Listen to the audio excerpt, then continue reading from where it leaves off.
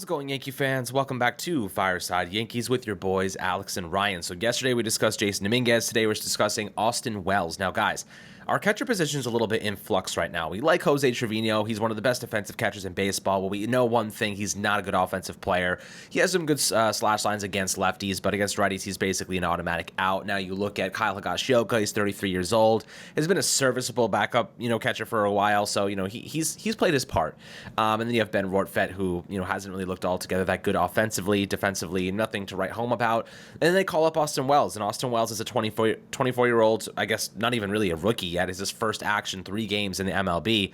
But the Yankees gave up 2.3 runs on average against the Houston Astros after they swept them. So you're looking at how Wells performed against Houston, and it was very good. Offensively, he had a couple big moments. He had 2 RBIs, a couple of hits. He had a walk or two. His strikeout rate's up to 33% right now, but again, small sample size, so we're not going to take that, and really digest it. We're going to kind of give him a little bit more time here, but we want to talk about what we think he could be in the future, what role he could have. Now, if the Yankees get a league average offense from Austin Wells, and he's a decent enough defensive catcher, the first guy that tried to steal on him 2 days ago got caught. It was an awesome throw, like pinpoint accurate throw. So that was obviously a really great start to him. His kind of defensive qualities, and people have questioned his arm strength, that type of deal, throwing out runners. But again, like the caught stealing percentages have dropped a lot this year because of the smaller base paths and bigger bases. So Austin Wells throwing out his first guy on the first attempt is pretty damn exciting. A lot of the pitchers, a lot of the guys in the coaching staff are saying that his transition has looked really good, really smooth, and the pitchers really like him. So I want to talk about some of the quotes that they're giving out. And I know a lot of people are concerned about his defense, but we want to kind of, give you some optimism in that category moving forward. But Ryan, what is your first impression of Austin Wells? 3 games, small sample size, but I certainly am seeing a lot of promise from him early on. Yeah, no, I mean, the pitching staff has spoken glowingly about Austin Wells and his ability to make adjustments behind the plate. And this isn't new, right? Like, these aren't new news, right? When Carlos Rodon worked with Austin Wells back in Somerset, he spoke glowingly about Wells' ability to receive and how he goes about his pregame preparation and, how he goes in-game and how he pitch calls and all that stuff.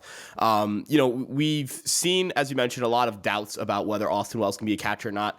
And I think those doubts are going to exist until we get a larger sample size. And I understand, right? It's not like these concerns come out of nowhere. It's not like people are just choosing to not like Austin Wells. There are legitimate concerns about his defense, framing wise. Like, can he do it consistently? Can he consistently block? Can he consistently throw guys out? But you can tell the effort is there. You can tell the the willingness to become a better defender and do what it takes in that regard is there. Now, will that translate to him becoming a catcher in the long term? That is still TBD, right? But I think David Cohn mentioned this on the broadcast, or maybe it was Meredith Morakovich, where they were talking about speaking to Tanner Swanson, who's the Yankees catching coordinator. He's the guy who works with them at the major league level. And they were talking about what Austin Wells did over the offseason to help his arm strength. He did a lot of weighted ball training. He gained, I believe they said 4 miles per hour on his throwing strength. I think that's encouraging for 2 reasons. Number one, obviously the gains throwing wise, that's going to result in better defense behind the plate. But number 2, the Yankees really like weighted ball training. That's a drive line kind of thing.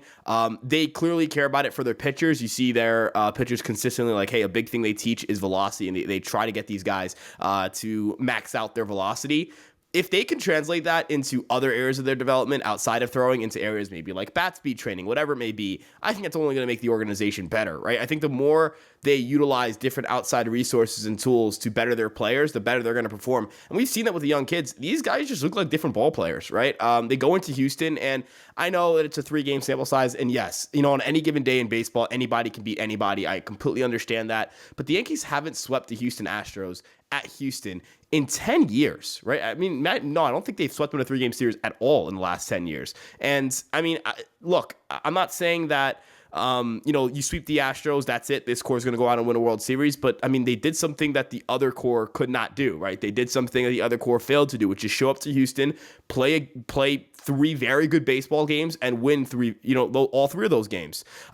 Even in terms of like the passion and emotion, right? You see like Gleyber Torres, he rounds second after that home run. He's doing the choo-choo, right? Judge is pointing to the outfield, right? You see Jason kind of stand and stare at that home run. You see the emotion you see from the younger players. I think there's a different energy to them. I think Austin Wells has this kind of chip on his shoulder now that people don't think he's a good defender or are questioning his ability to catch. And instead of externalizing it by saying, "Oh, I'm a catcher. You know that. You guys know what you're talking about." It's, "Hey, you're going to come see my work. You're going to see what I can do, and I'll let my pitcher speak for me, not just myself." I think he carries himself well behind the plate, and I think the results are showing thus far. Absolutely. I mean, look, right now you can hear it from all the veterans. You can hear it from everybody. They are reinvigorated and re-inspired by these youngsters. I mean, Wells, the energy they're bringing, Jason Dominguez, obviously. This is a young group of players that know how to win. Like, you know what I mean? Like, I feel like a lot of people forget that the mentality you have in sports, and if you've ever played an organized sport, if you're confident you're going to get something done, a lot of times you get that thing done. If you're not confident, if you go into the batter's box thinking you're going to strike out, if you go onto the pitching mound, if you go onto the mound and you're Luis Severino and you thinking like, man, I haven't really pitched well lately, that's going to be in the back of your mind. That's going to impact your success rate. Any sport, football, if that ball's in the end, you're like, man, I dropped that last one, you're going to drop that second one. So what I'm thinking about right now is more so these guys are coming from AAA, AA. We're talking about like championship caliber, minor league teams. They're in the mindset of we win baseball games.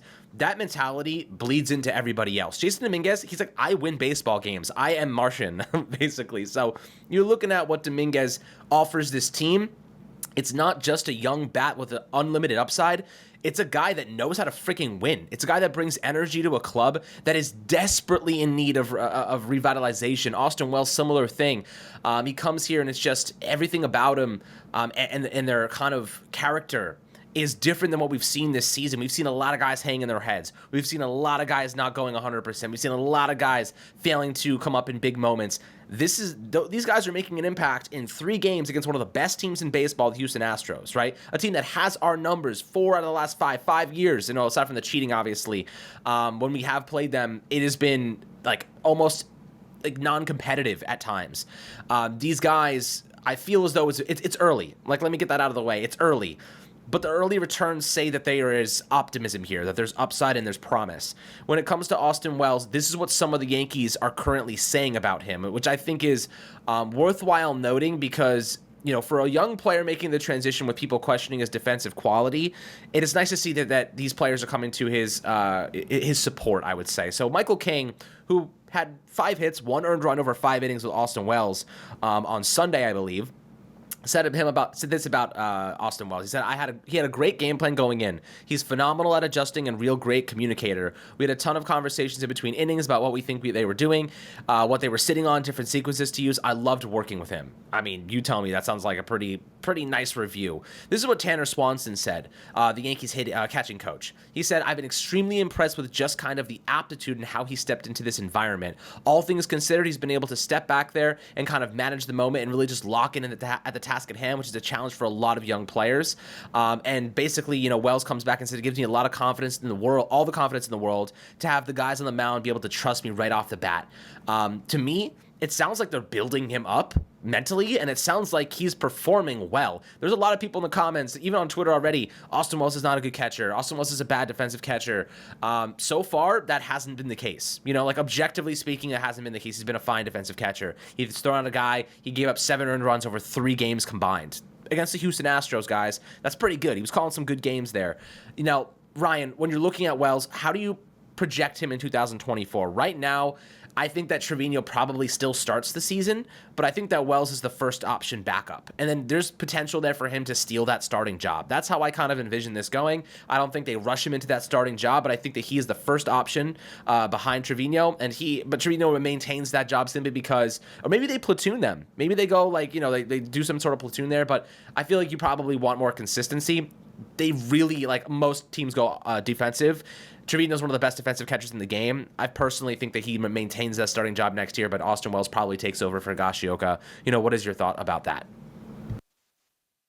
Yeah, so where I'm at with Austin Wells, number one, in terms of where he'll kind of be on the catching, I guess, trust tree, or where he'll be on the depth chart. I think he'll start. I think what the Yankees will do is platoon. I think Austin Wells will play against right-handed pitching, and then they'll put Trevino in against lefties, or when Garrett Cole's pitching. And I think that's a fair way to shake things up. Having Wells kind of get reps at first base should allow him to stay in the lineup if Trevino's playing. I know that kind of cuts into Anthony Rizzo's playing time, but the way I view it is, is everyone's playing time's up for grabs, right? No one's got a secure job outside of like Aaron Judge and Garrett Cole, right? Like everybody else, you can, you got to kind of earn it, right? After a year like this, you don't get to just walk in the next year and say, all right, I was signed to be the first baseman of this team. I will be the first baseman of this team. Like, hold on. No. If Austin Wells continues to hit, I want his bat in the lineup, not yours. So, obviously that's not to say that Anthony Rizzo should, never play for the Yankees again or whatever it may be. I'm just saying there needs to be some level of competition there. There should be some level of you have to earn it from these guys.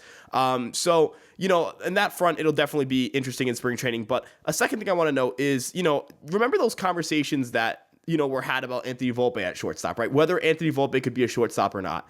And, I'm not saying that just like Anthony Volpe, Austin Wells is going to go out and have like 15 defensive runs saved. I think that's a little bit of a crazy thing to say, but I mean, we don't know the work that gets put in. We don't know what the Yankees organization is seeing. Minor league data is very kind of iffy, right? Especially defensively. Offensively, we kind of have a better idea what, projects well, and same thing pitching wise. But in terms of, defense, it's really hard to grade those things just because of the lack of public technology we have to grade those things out at the minor league level. So I know that Baseball Prospectus really likes Austin Wells' framing. I'm not going to take it, 100%. I'll take it with a grain of salt because, again, a lot of those numbers can be a little fluky because it's hard to track that stuff.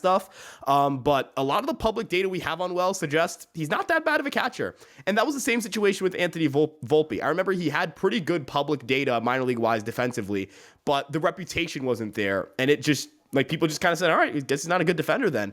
I don't want to let reputation speak over results. I don't want to let reputation speak over the hard work he's put in. I don't want to let reputation from, really just override the things he's done so far and the progress that coaches have talked about so much. And pitchers have raved about this guy. I mean, every time someone throws with Austin Wells, they're like, yeah, I really enjoyed it, right? And people could say, well, they're just doing that to prop him up. And I do think part of that is to give him confidence. But do you want to lie to the media about who you want to throw to, right? Like, why would you do that, right? Like, the team's going to throw you with that guy. And if you don't like throwing to that guy, that's messing with your money, right? Like if you're Carlos Rodon, you absolutely need to pitch well. And if you're Carlos Rodon, you have enough pull in that locker room, I think, because you're signed on a big contract to say, hey, I'd prefer to throw to like Ben Worthat, right? And he hasn't done that. He has said, I like throwing to Austin Wells. That's the guy I like throwing to. A lot of these guys, this is their money, right? This is their careers. They want to perform well in it. They're not going to have a guy back there who they don't feel comfortable throwing to. They feel comfortable throwing to Austin Wells. I think that's a great first sign. Again, the production has to be there. We need to see it over a long period of time.